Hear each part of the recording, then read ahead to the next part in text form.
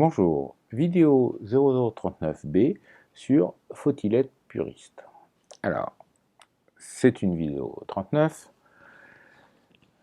qui va être finalement une série fourre-tout de réflexions philosophiques sur la photographie.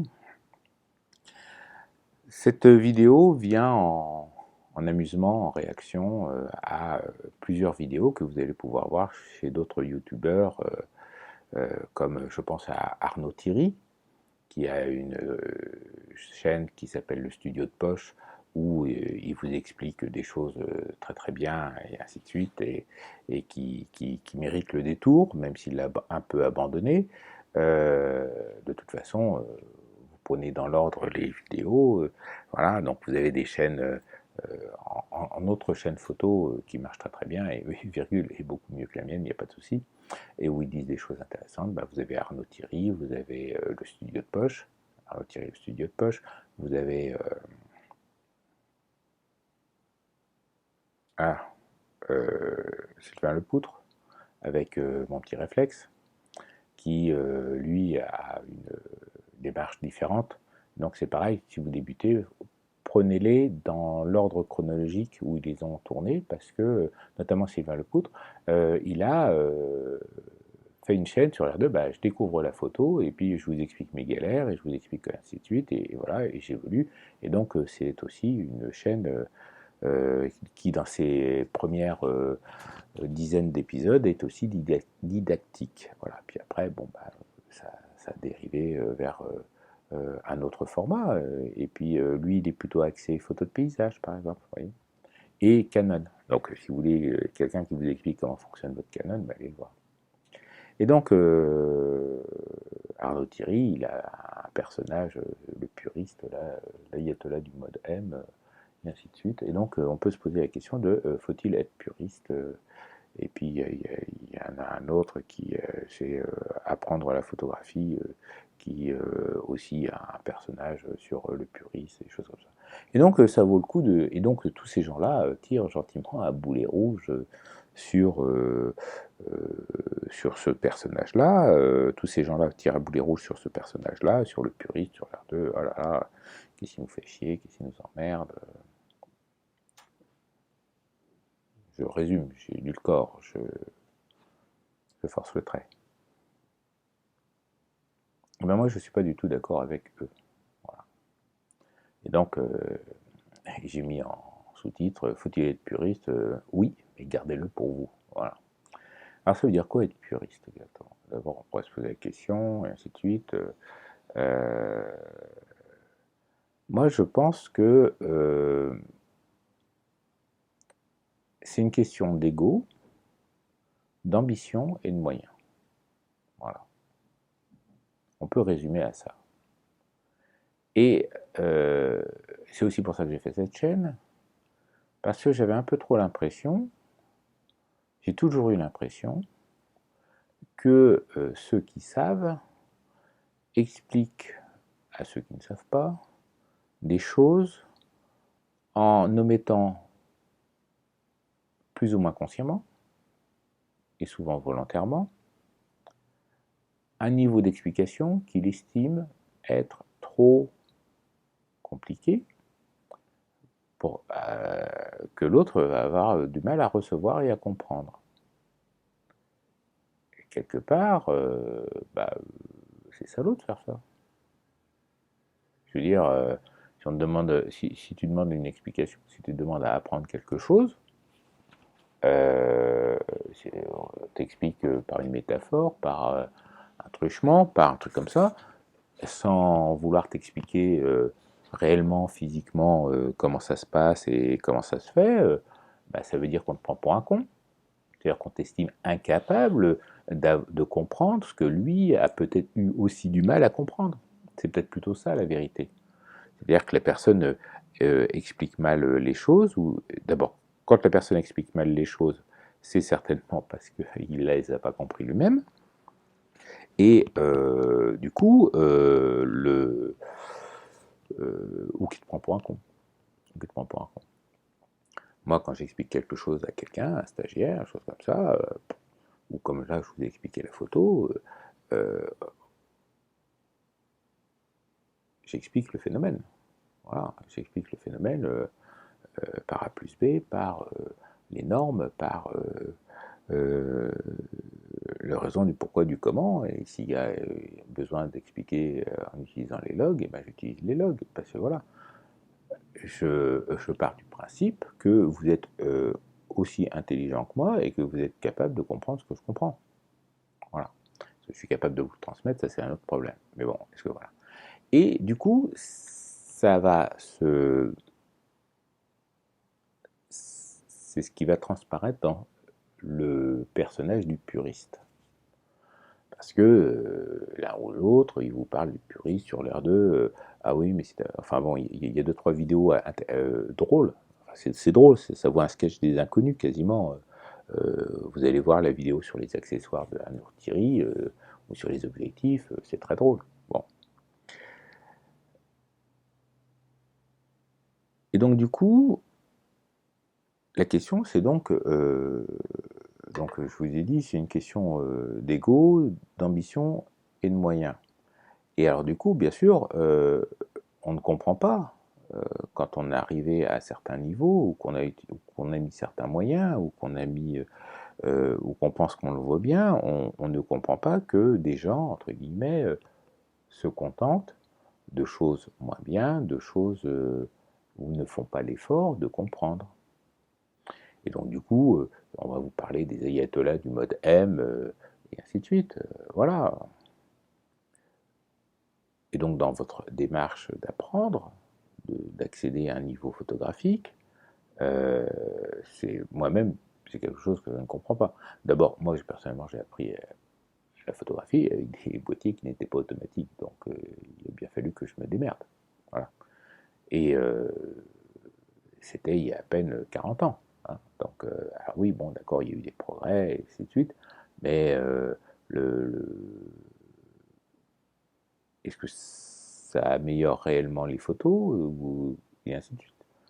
On ne peut pas réellement dire que les types de photos qui sont faites maintenant sont très très éloignés des types de photos que l'on faisait il y a 40 ans. Alors si la macro de la libellule en plein vol, agrandissement à demi, ça on ne savait pas faire facilement. Maintenant vous prenez n'importe quel boîtier autofocus, avec un zoom un peu truc, et ben, il est capable de photographier une libellule en plein vol. Bon.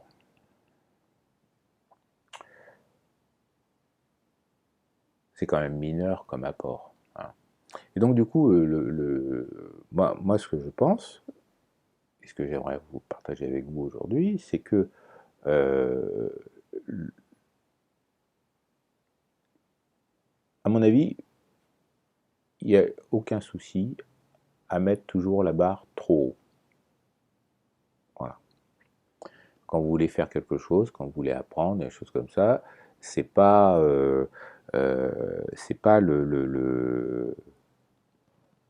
premier échelon qu'il faut viser. Vous voyez ce que je veux dire? Si vous voulez grimper une échelle, c'est pas le premier échelon qu'il faut viser. C'est vous dire, bah voilà, je vais grimper tout en haut. Mais il faut aussi accepter l'échec. Voilà. Si vous partez du principe que je vise le haut de l'échelle, et si pour une raison X ou Y, bah, vous arrêtez au milieu, il faut l'accepter. Il faut accepter l'échec. C'est pas forcément un échec d'abord. Quand vous êtes arrivé au milieu de l'échelle, bah, vous êtes toujours plus haut que ceux qui sont arrêtés au premier échelon. Voilà.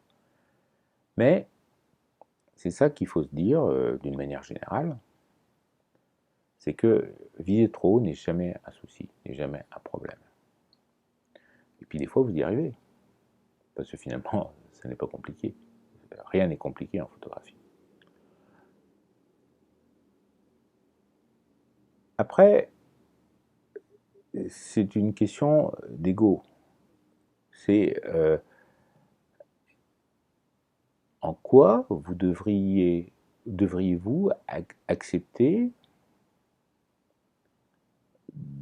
d'être mis sur le côté parce qu'on vous explique mal, parce qu'on estime que vous n'êtes pas capable de comprendre le tenant et les aboutissants de telle ou telle chose.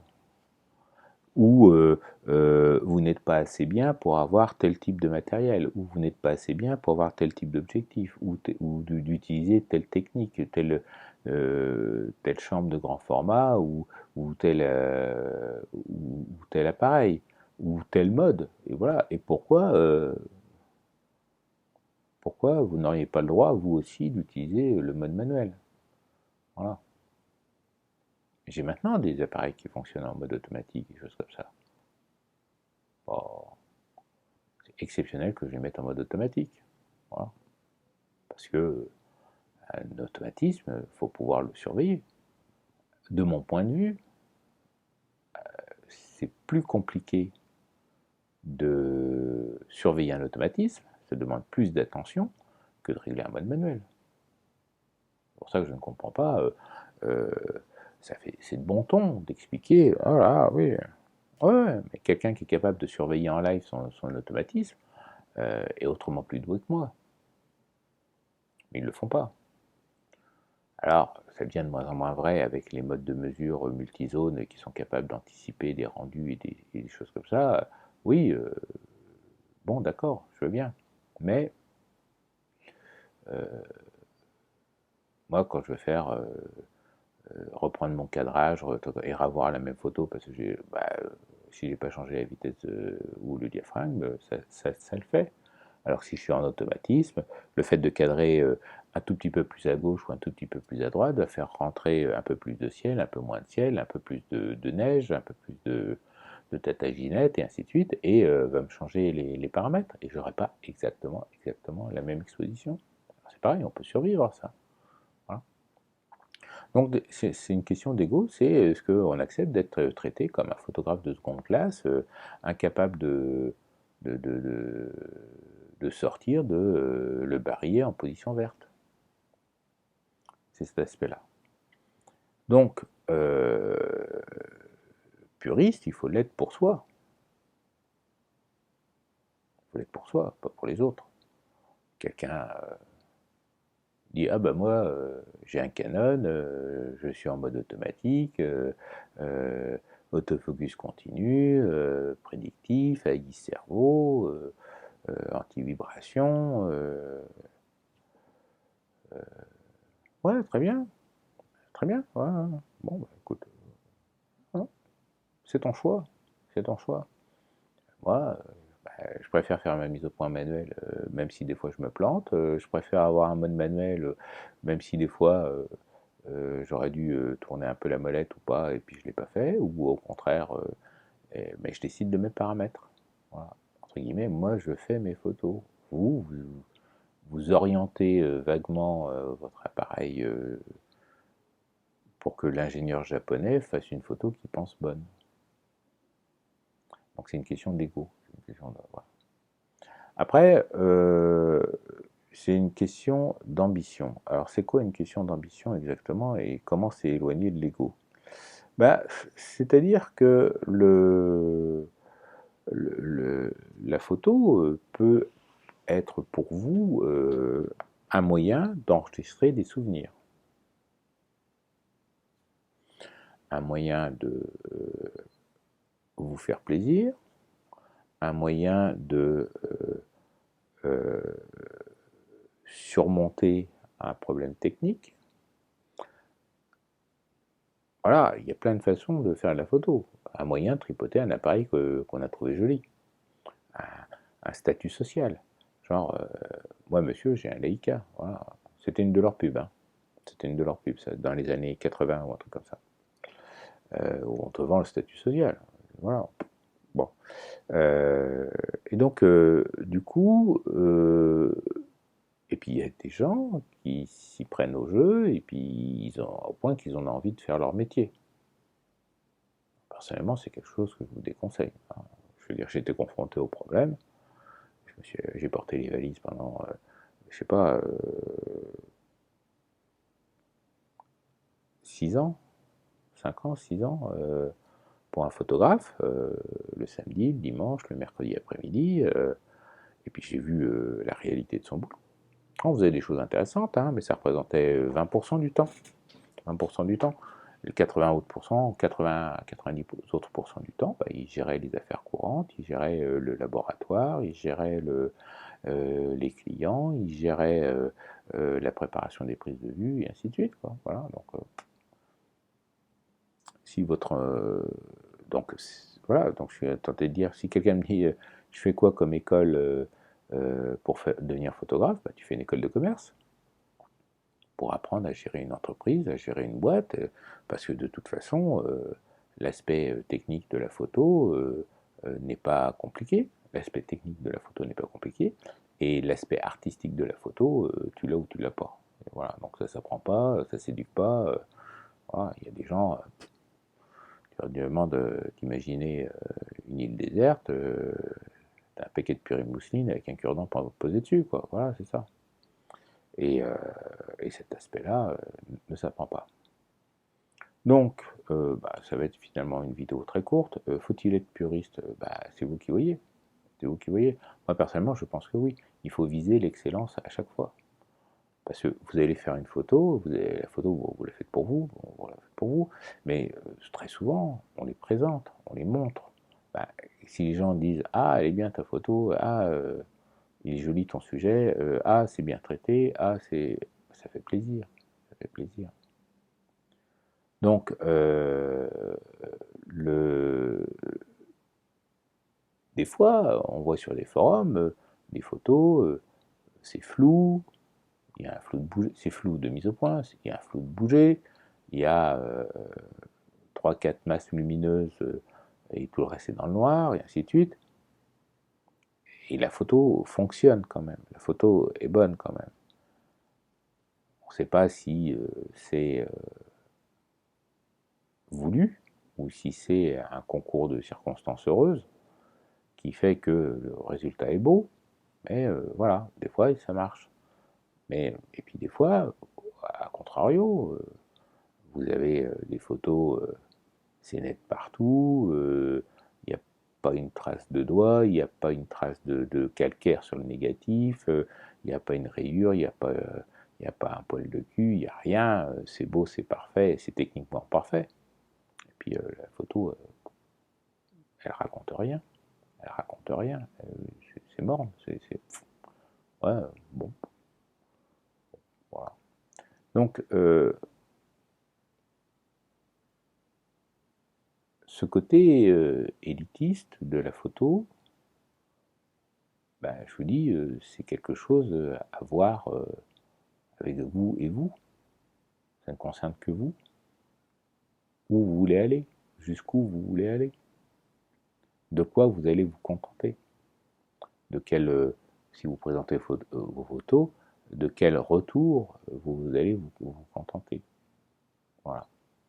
Après, est-ce qu'il faut faire chier les autres avec ça? Je dis non, non, il ne faut pas faire chier les autres avec ça. Si la personne en face de vous a du répondant, est en attente de quelque chose, est en souffrance d'un manque de résultats, d'un manque de reconnaissance, d'un manque de, et que vous pouvez l'aider, mais il faut qu'il soit demandeur. Voilà. Donc c'est pour ça que je dis, faut-il être puriste? Oui, mais gardez-le pour vous. Voilà. Et ça va conclure cette vidéo. Voilà. Bon, donc du coup, alors là, ne soyez pas écho. Hein.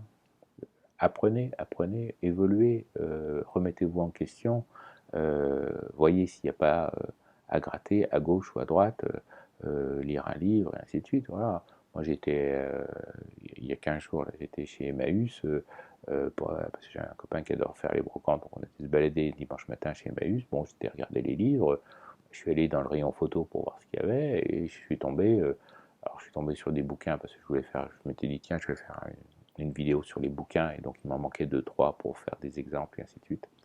Et puis, on était dans un premier Emmaüs, puis bof, il n'y avait pas de bouquin très intéressant, il y avait un guide marabout. Alors il se trouve que le guide marabout, j'en ai un de version 1970, et puis là c'était une version plus récente, et ainsi de suite, et donc c'était pour montrer que voilà, tu vas chez Emmaüs, et pour 1 euro, 2 euros, tu as quand même un bouquin qui tient la route, du point de vue de l'enseignement, et ainsi de suite. Alors, je l'ai laissé tomber, tout comme ça, en disant bon, je vais pas retourner à la caisse pour acheter un truc. J'avais déjà acheté un bazar. Et puis, j'avais déjà acheté et payé un bazar. Et puis voilà.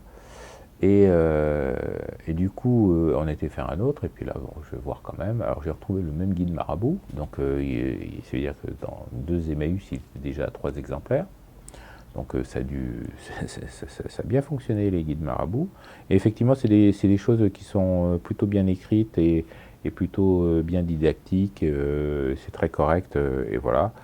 Et puis je suis tombé sur un bouquin sur la photo macro et la micro-photo, écrit par un médecin légiste italien, avec des exemples et des choses comme ça, et des technicités mises en œuvre, que j'ai lu assez peu souvent, dans des bouquins, même des bouquins spécialisés sur le truc, quoi. Donc voilà. Donc je l'ai acheté du coup. Je l'ai acheté. Et j'ai commencé à le lire. Enfin, je l'ai parcouru et trucs comme ça. Et effectivement, il confirme ce que je disais. Voilà, bon, Aristophane, objectif Sumar, et ainsi de suite. Donc ça, je vous renvoie à la vidéo sur le comment ça s'appelle, sur la macro photo, et ainsi de suite, quoi. Voilà. Donc du coup, bon, cette fois-ci, donc allez-y plein pot. N'hésitez pas à voir si il n'y aurait pas un échelon supplémentaire dans l'échelle, s'il n'y aurait pas un moyen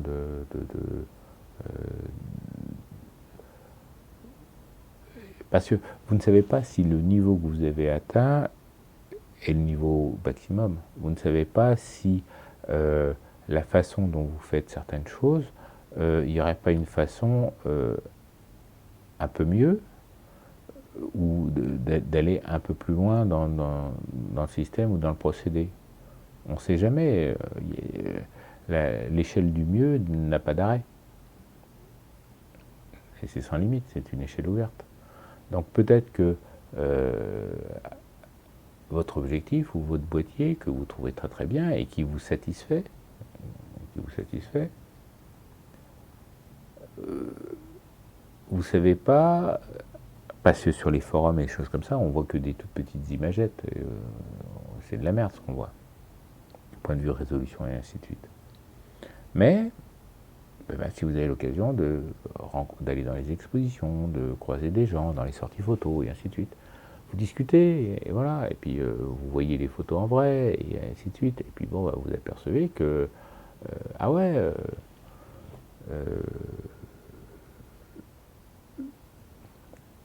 telle optique amène une différence, et ainsi de suite. Ouais. Par exemple, là, pour les vidéos, les premières vidéos sont tournées, les premières vidéos sont tournées avec l'objectif du kit, les vidéos d'après sont tournées avec un Sigma, donc l'objectif du kit, c'est un 18-55 à ouverture glissante, genre 3.5-4.5 ou un truc comme ça, ou 3.5-6.3, je sais plus. Et puis là, c'est tourné avec un Sigma 17-50 ouvert à 2.8. Et si vous fouillez dans le tas, il y en a une qui est tournée au M240 avec un 35 d'Istagon. Alors je me souviens plus, c'est une des premières, ça doit être la vidéo numéro 7, je crois, je ne suis pas sûr. Et entre les 3 vidéos, vous allez voir la différence de rendu. Voilà. Mais finalement, le rendu de l'objectif de kit est très correct. Très correct. Voilà. Donc, est-ce qu'on a besoin de mieux? Mieux. Voilà. Moi, c'est cet aspect, découvrez-le par vous-même, plutôt que de faire confiance à quelqu'un qui dit mais non, Coco, tu comprends pas, prends ça, c'est suffisant pour toi. Le côté c'est suffisant pour toi est, je trouve, détestable. C'est détestable. Qu'est-ce qu'on essaie, qu'est-ce que j'en sais, ce qui est suffisant pour vous? Moi, tout ce que je peux vous dire, c'est ce qui existe. Après, c'est à vous de voir, c'est à vous de faire vos choix. Et c'est pour ça que ça va avec le moyen. Après, on peut discuter des moyens et des ambitions. Voilà. Il va de soi que si la photographie, vous êtes passé à la photographie au moins à une occasion. Donc souvent, les gens se mettent à la photographie avec les naissances. Voilà. Donc vous avez madame a un bébé, vous avez un appareil photo, voilà. Et donc du coup, les gens achètent des boîtiers à ce moment-là. Alors après, bien sûr, vous avez le sujet, mais vous n'avez plus les moyens. Bon, enfin bref. Et donc du coup, vous n'avez pas forcément des millions à mettre dans la boutique pour faire votre parc d'objectifs, d'appareils photo dont vous rêvez. Dont vous rêvez. Mais vous n'avez pas non plus 15 jours pour le faire. Vous avez des années pour le faire. Voilà, vous avez des années pour le faire. Moi, j'ai des matériels, j'ai des objectifs, j'ai des appareils photo, des systèmes où je me suis dit, un jour, je l'aurai. Et puis, des fois, j'ai mis 5 ans, 6 ans avant de le croiser à un prix où je puisse me l'offrir. Voilà. Pour savoir être patient. Bon. Donc, c'est à vous de peser le pour, le contre, choses comme ça, de voir quelle est l'ambition, choses comme ça. Donc, est-ce que vous vous considérez comme un Pékin lambda et ça va bien et ça suffit. Et puis de toute façon, si c'est le cas, bah, vous n'êtes pas ici. Mais si vous êtes ici et que vous êtes cloqué les 39 vidéos d'avant, bah oui, vous méritez d'être puriste. Voilà. Et il faut l'être, il faut être exigeant envers soi-même. On ne peut pas être exigeant envers les autres parce qu'on n'a aucun moyen sur les autres, mais il faut être exigeant envers soi-même. Il ne faut pas se contenter de choses moyennes ou de choses de mauvaise qualité sous prétexte que. Voilà. Moi, j'ai arrêté d'acheter des merdes parce que ça dure pas. Ça dure pas. Voilà. Je t'achète un truc et puis finalement, au bout d'un an, au bout de 2 ans, c'est foutu. L'AQ ne peut pas changer. Voilà. Donc, on n'a pas les moyens de faire ça. Pas les moyens de faire ça. Voilà. Bon, alors soyez éco pour essayer de comprendre, optimiser. Et faites des photos. Au revoir.